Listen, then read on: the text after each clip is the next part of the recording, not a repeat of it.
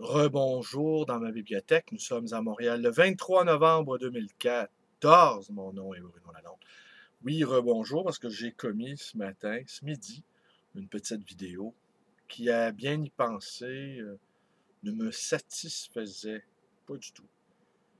Je ne suis pas en train de vous dire que celle que je commets jour après jour me plaise tout à fait, mais c'est plutôt rare qu'elle me déplaise vraiment. Et celle-ci, après l'avoir mis en ligne, heureusement, elle n'a pas été écoutée, ou presque. Ah, mais vraiment très peu écoutée. Oh non. J'ai jugé avoir dit un certain nombre de choses, bof, qu'en y repensant, méritaient pas d'être dites. Bon, je les ai dites, mais je les ai supprimées.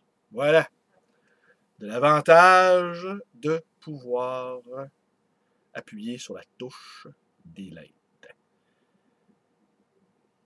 Tout à l'heure, j'ai vu dans une librairie près de la grande bibliothèque où je suis allé emprunter des livres sur Georges Haldas. J'ai vu mon ami Vincent. J'étais content, on s'est serré la main et je lui ai dit que j'avais été ravi du coup de téléphone qu'il m'a donné il y a 2 jours à ma librairie. Alors, je lui ai demandé la permission de parler de ce coup de fil-là. Il me l'a donné avec plaisir. Alors, un mot sur mon ami Vincent. Mon ami Vincent est un jeune homme brillant.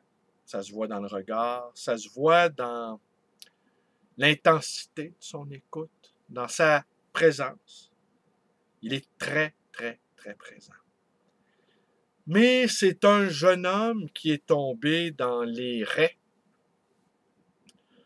j'allais dire pas de l'industrie pharmaceutique, mais qui est tombé qui est tombé dans la trappe des agencements moléculaires.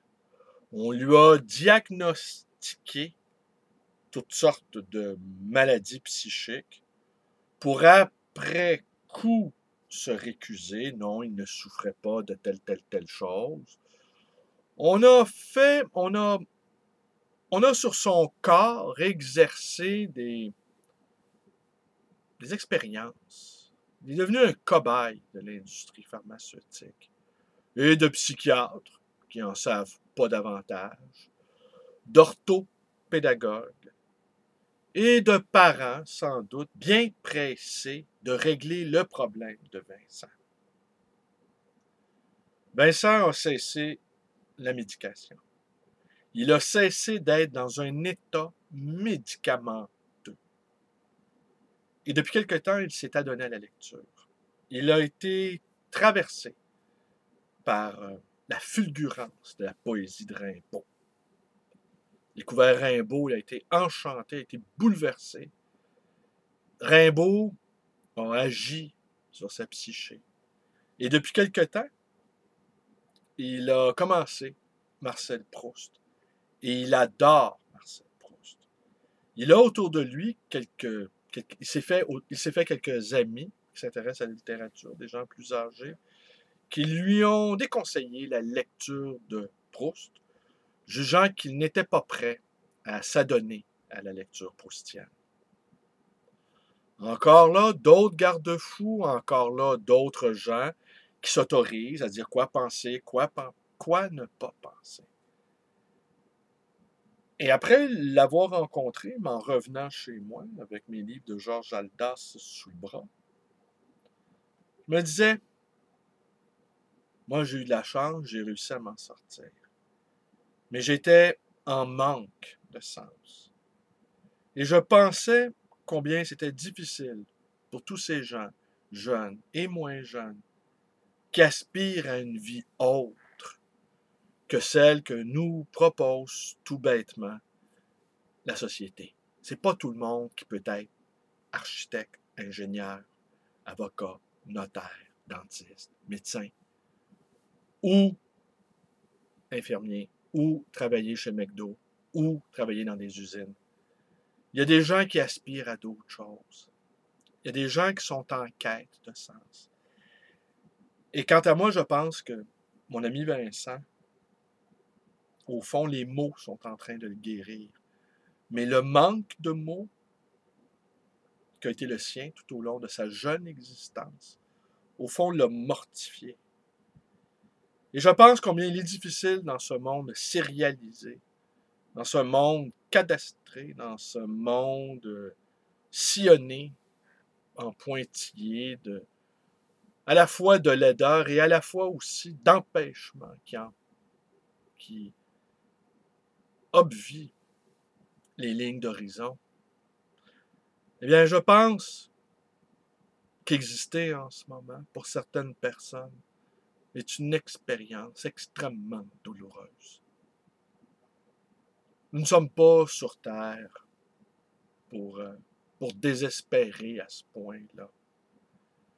Et quand je pense à tous ces gens-là qui sont en quête de paroles, qui ont besoin d'entendre des mots qui signifient quelque chose, qui ont besoin, comme le disait mon ami Vincent, de jouer avec la langue, que ce qu'il aimait, c'était jouer avec la langue. J'ai trouvé la formule extraordinaire. Jouer avec la langue, c'est jouer avec le monde, c'est jouer avec la poésie, c'est jouer avec la vie. Et le jeu nous est nécessaire, mais le jeu nous est interdit par justement tous les fabricants de jeux industriels qui nous privent de notre désir, qui nous bloquent de nos impulsions vitales, qui nous empêchent d'être, qui occupent notre temps de cerveau disponible, selon la formule consacrée. Alors, que va-t-il arriver à mon ami Vincent? Je lui souhaite de tenir bon. Je lui souhaite de s'entourer de livres, de rencontrer des amis, des gens, une amoureuse éventuellement, qui va partager avec lui son amour de la poésie.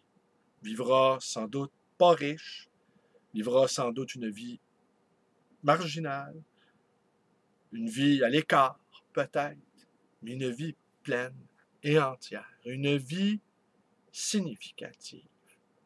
Il faudra qu'il s'arme de courage pour ne pas écouter tous ceux qui, autour de lui, vont vouloir le ramener dans le sillon, qui vont vouloir le ramener dans les allées néantisantes des molécules. Il faudra qu'il se cramponne. Et au fond, maintenant, il fait partie d'une communauté invisible d'orants, de lecteurs, de lectrices, d'amoureux. Nous sommes des milliers. Simplement, juste dans la ville de Montréal, nous sommes des milliers, des dizaines de milliers. Il faut savoir se tenir les coudes. Il faut savoir se reconnaître entre nous et de ne pas abandonner la partie. Alors oui, continue, Vincent, à lire Proust. Enferme-toi dans ta chambre. Le monde peut tourner. Ce monde-là peut tourner sans toi. Je vous remercie d'être avec moi. Portez-vous bien. Voyez l'affiche. On va y être le 29 novembre prochain. Place du Canada, René Lévesque et Peel, à compter de midi. Et la marche. La longue marche pour obliger le gouvernement Couillard. On l'a fait, on a réussi en 2012. On a réussi. Les étudiants ont réussi à provoquer la tenue d'élections. La rue fait partie de la vie démocratique. Ce n'est pas tout simplement une fois par mois dans une urne. La rue aussi a droit de parole. Et ce gouvernement-là, qui est déjà un gouvernement usé précocement, eh bien, il va falloir s'arranger pour avoir des élections plus rapidement. Ça ne marche pas, leur truc. On leur a confié un mandat, mais ils ne sont pas capables. Je sais ce qu'ils ont derrière la tête, ils n'ont qu'une seule chose. Maintenir en l'état le système. L'État haut, notre actuel ministre des Finances, sait que le système économique s'est cassé. Et son seul objectif, c'est de maintenir les choses en l'état. nous approchons dangereusement de ce moment où la dernière utopie qu'on nous présentera, c'est la sauvegarde à tout prix des structures étatiques. Et ça, là, on n'est pas sur Terre pour sauver un État qui n'est plus en état de fonctionner. Merci, portez-vous bien, bonne soirée et à demain pour de nouvelles aventures. Au revoir.